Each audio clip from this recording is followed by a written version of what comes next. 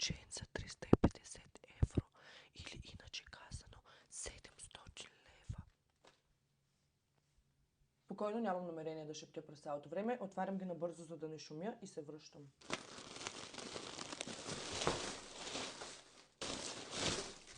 Първото, което най-вероятно няма да ви е много интересно, ето този стик за телефона.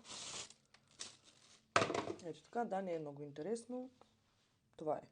Ето този органайзер, който ще използвам за козметика в шкафа ми при гримовете. Ето такъв минималистичен, бял. Следващото е ето това килимче, което ще си сложа пред банята. Много е мекичко. Това е такава стойка за банята за шампуан, душ гел и така нататък. Две са. Между другото, ето тук сложих си килимчето. Това е една тениска, която си взех такива за вкъщи да имам. Летен стил шприц. Продължавам с едни дънки за далето. Това е едно съвсем обикновено бяло поло. Топличко е, хубава е материята. Нямам идея какво е това. Ама наистина нямам идея.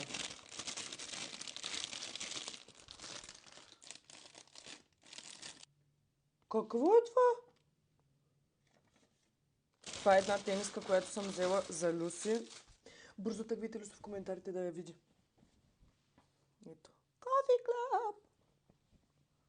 Продължаваме с още една жилетчица за далето.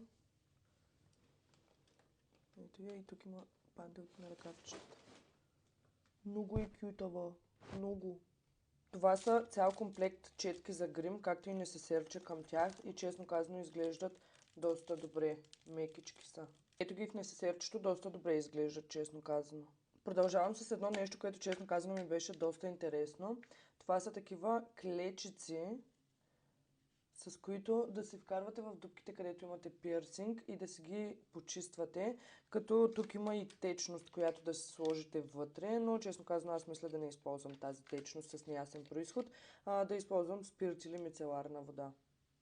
Това са такива многократни за употреба за суифър. Имам суифър и се слагате и така върху него и се почиства. Ето, 3 са в комплект.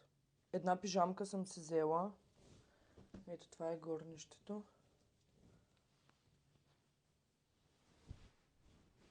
Продължавам с още една тениска такава за вкъщи, ама вижте колко е готина. Чехлички с дакел. Това са чехлички с дакел.